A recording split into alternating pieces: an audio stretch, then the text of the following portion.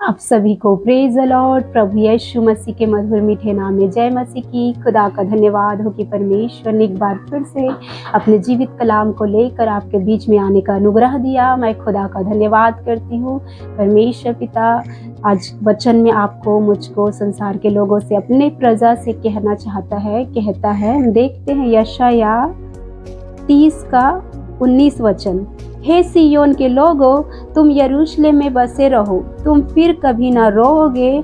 वह तुम्हारी दुहाई सुनते ही तुम पर निश्चय अनुग्रह करेगा, वह सुनते ही तुम्हारी मानेगा।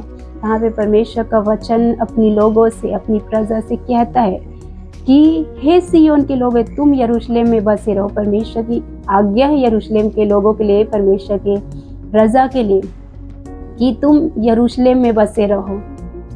मतलब परमेश्वर एक आज्ञा को दे रहा है कि तुम प्रभु में बने रहो। परमेश्वर जो आपको जो डायरेक्शन दे रहा है आपके जीवन के लिए, सबके जीवन के लिए अलग अलग परमेश्वर की योजना होती है, परमेश्वर की अलग अलग योजनाएं होती है। तो उन योजनाओं के तहत परमेश्वर आपके जीवन में आपको अगर कुछ कहता है करने के लिए, कहीं जाने के लिए कहता है, कहीं रुकने के लिए कहता है, तो उसी तरह यहाँ पे परमेश्वर अपनी प्रजा को कहता है कि तुम यरूशलेम में बसे रहो।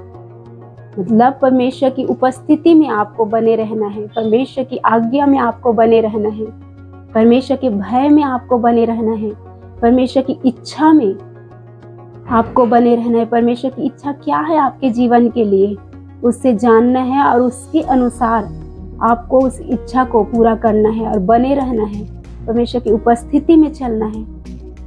तो यहाँ पे यरूशलेम में बसे रहो कहता है, और आगे कहते तुम फिर कभी ना रोगे। जब परमेश्वर आपको जो आज्ञा देता है उस आज्ञा का आप पालन करते हो तो आपको रोना नहीं पड़ेगा, क्योंकि यहाँ पे मैं नहीं कह रही, परमेश्वर का वचन कह रहा है कि तुम फिर कभी ना रोगे। जब हम आज्ञा पालन करेंगे तो परमेश्वर की प्रतिज्ञाएं हमारे जीवन में पूरी होती है।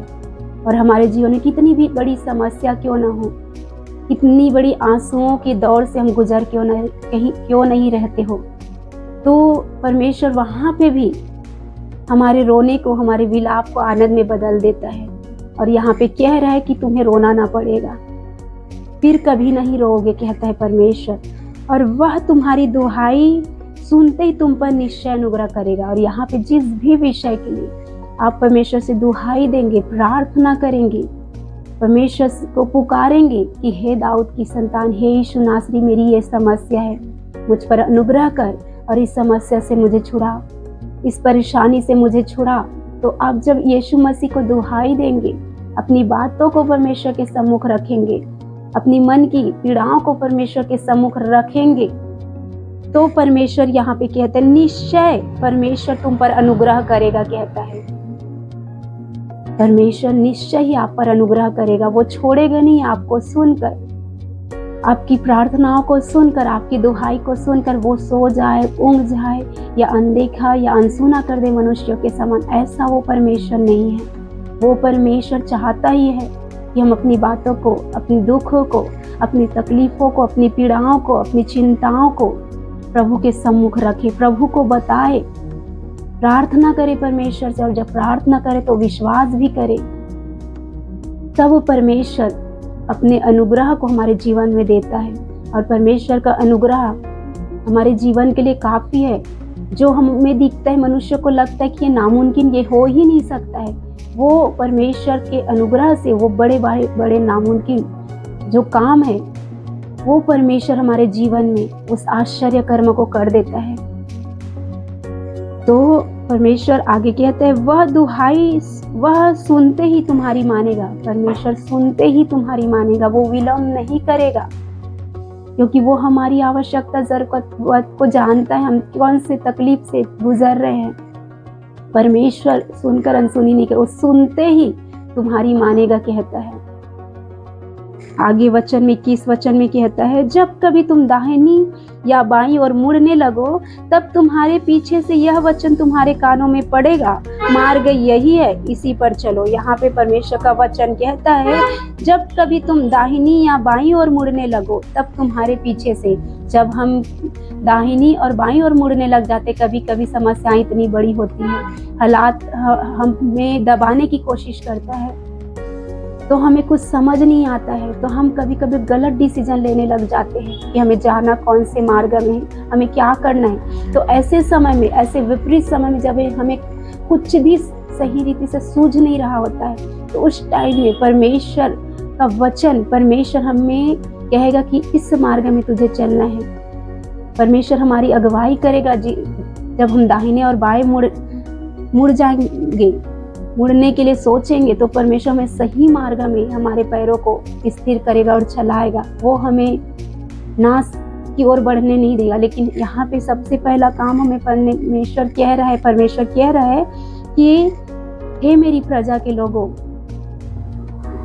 मेरी उपस्थिति में बने रहो, मेरी आज्ञाओं में बने रहो, मेरे वचन में बने रहो, प्रार्थनाओं में बने रहो, मुझ पर भरोसा करो, मुझ पर विश्वास करो। तो परमेश्वर पहला काम, पहला आज्ञा हमको देता है कि हमें प्रभु में बने रहना है, न इधर ताकना है न उधर ताकना है। हालात आएंगी, परिस्थितियां आएंगी, लेकिन उस समय हम जब परमेश्वर हमें आज्ञा दे रहे हैं तो उस आज्ञा के अनुसार हम करेंगे, तो परमेश्वर आगे हमारे उस दुख को, उस विलाप को, उस पीड़ा को आनंद में बदलेगा और हमें रोना नहीं पड़ेगा, कहता है हमारा परमेश्वर। और जब हम दुहाई देंगे तो परमेश्वर हमारी सुनेगा, हम पर अनुग्रह करेगा और हमारी सुनकर परमेश्वर उसे मानेगा और उस विषय में जय देगा। तो परमेश्वर आपको इस वचन के द्वारा सिखा रहा है मेरे प्रियो कि आपको परमेश्वर की सुनना है। आपको किसी भी परिस्थिति में भय नहीं खाना है, डरना नहीं है, क्योंकि परमेश्वर ने अपने वचन में कहा है, भय न खा, भरोसा रख, कहता है हमारा परमेश्वर। मत डर, इधर उधर मत ताक, कहता है हमारा परमेश्वर।